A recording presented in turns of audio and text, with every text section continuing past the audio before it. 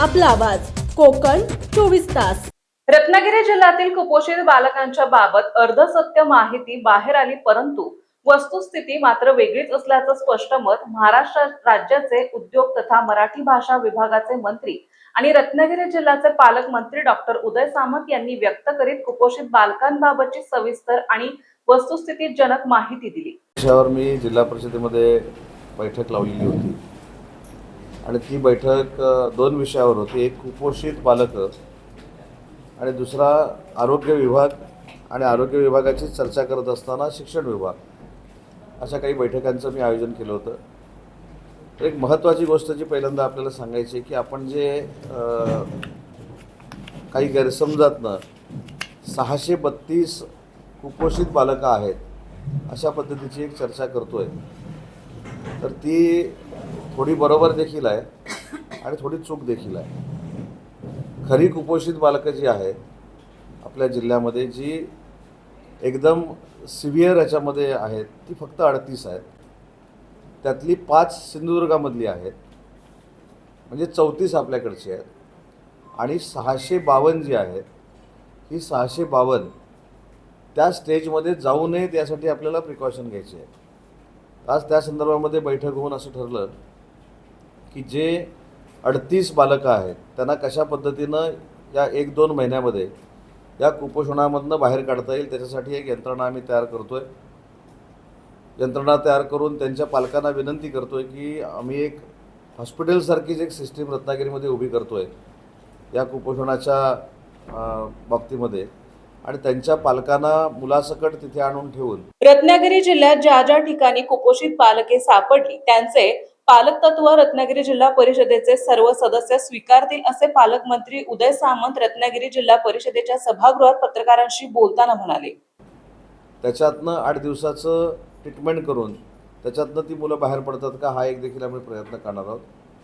डेरवणसारखं हॉस्पिटलसोबत घेऊन डेरवणमधनं जे प्रोटीनचे आणि लाडू दिले जातात ते देऊन त्याच्यातनं कुपोषण बाहेर येईल का, त्याचा आम्ही प्रयत्न करणार आहोत। आणि DPCमधनं काही फंड देऊन औषधं किंवा पोषण आहार देऊन तिथनं ती स्टेज बदलता येईल का, हा आम्ही प्रयत्न करणार आहोत। आणि 652च्या बाबतीमध्ये असा निर्णय घेतला आहे की जेवढे आपले 56 जिल्हा परिषदेचे सदस्य जे आहेत त्यांच्या प्रभागामध्ये, त्यांच्या जिल्हा परिषदेच्या पूर्ण त्या एरियामध्ये जिथं जिथं कुपोषित बालकं आहेत तिथं त्याचं पालकत्व जिल्हा परिषदेच्या सदस्यांनी स्वीकारावं, अशा पद्धतीचा आजच्या बैठकीमध्ये निर्णय घेण्यात आला। त्या पद्धतीनं प्रशासन काम करेल आणि वर्षभराच्या आत जो आकडा वाढलेला आपल्याला दिसतो तो 50% कमी करण्याचा निर्णय आजच्या बैठकीमध्ये झाला आहे आणि अजून 6-7 महिन्यानंतर त्याची प्रोसिजर सुरू होईल। आता अजून एक त्याच्यातली महत्त्वाची गोष्ट अशी आहे की आपण ज्या पद्धतीनं गैरसमज करून घेतो, महाराष्ट्रामध्ये शेवटून 2 नंबरला रत्नागिरी आहे, म्हणजे कुपोषण कमी असण्यामध्ये महाराष्ट्रात 2 नंबरला रत्नागिरी जिल्हा आहे। परंतु कालची सगळं वातावरण बघून, आपण दिलेल्या बातम्या बघून मी देखील घाबरलो होतो की अशा पद्धतीनं कसं काय होऊ शकलं, आणि मग त्याच्यामध्ये काजी साहेबांची प्रश्न उत्तरं, त्याला उत्तरं सगळं। रत्नागिरी जिल्ह्यात सर्वात कमी कुपोषित बालके म्हणून महाराष्ट्रात पाहिले जात असे पालकमंत्री डॉक्टर उदय सामंत पत्रकारांशी बोलताना म्हणाले। आणि आरोग्याचा आढावा घेताना रत्नागिरी जिल्ह्यातील 10 प्राथमिक आरोग्य केंद्र स्मार्ट करण्याचा निर्णय घेण्यात आला असल्याचंही सांगितले। घाबरलो होतो मी, आता एवढं कसं काय कुपोषण निर्माण झालं, तसं काहीच नाही आहे। आपण महाराष्ट्रामध्ये 2 नंबरला आहोत। सॅम आणि मॅम असे 2 प्रकार त्याच्यामध्ये आहेत। ते सॅमला देखील आपण 2 नंबरला आहोत आणि मॅमला देखील 2 किंवा 3 नंबरला आहोत। त्याच्यामुळे जिल्हा प्रशासन चांगलं काम करतं आहे, जिल्हा परिषदेचं प्रशासन देखील चांगलं काम करतं आहे। जिल्हा परिषदेच्या अध्यक्षांच्या नेतृत्वाखाली सगळे सभापती अतिशय डोळस पद्धतीने ह्या सिस्टीमकडे बघत आहेत। त्याच्यामुळे कुपोषण कमी करण्यासाठी रत्नागिरी जिल्हा परिषद ही अग्रेसर राहील आणि महाराष्ट्रामध्ये आदर्श निर्माण करेल, नंबर 1।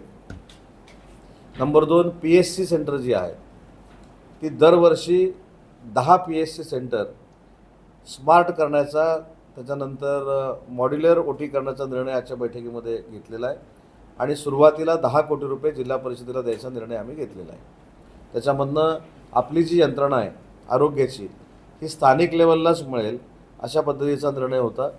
जास्तीत जास्त नॅचरल डिलिव्हरी झाल्या पाहिजेत, त्याच्यावर भर दिला गेला पाहिजे, अशी देखील चर्चा आमच्या बैठकीमध्ये झाली. तिसरी जी बैठक झाली त्याच्यामध्ये शालेय शिक्षणासाठी ज्या खोल्या लागतात त्या किमान 200 ते 250 खोल्या नव्यानं बांधण्याचा निर्णय आमच्या बैठकीमध्ये घेण्यात आलेला आहे. आणि पहिला 15 ते 20 कोटी रुपयाचा टप्पा हा जिल्हा परिषदेला देण्याचा निर्णय देखील आजच्या बैठकीत झालेला आहे. समंदर की गोद में पला है तू,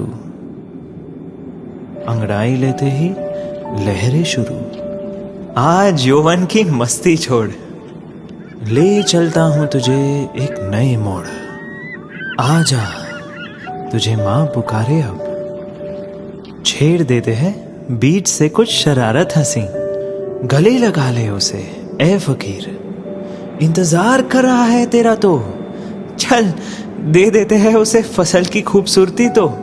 आजा तुझे मां पुकारे अब, उन्हें भी देनी है एक नई पहचान. आजा तुझे मां पुकारे अब. फिनोलेक्स पाइप्स पहुंचाए पानी को अपनी मां के पास. महाराष्ट्रातील तसेच कोकणातील महत्त्वाच्या बातम्या पाहण्यासाठी कोकण 24 तास न्यूज चॅनलला यूट्यूबवर सबस्क्राईब करा आणि बेल आयकॉन प्रेस करा.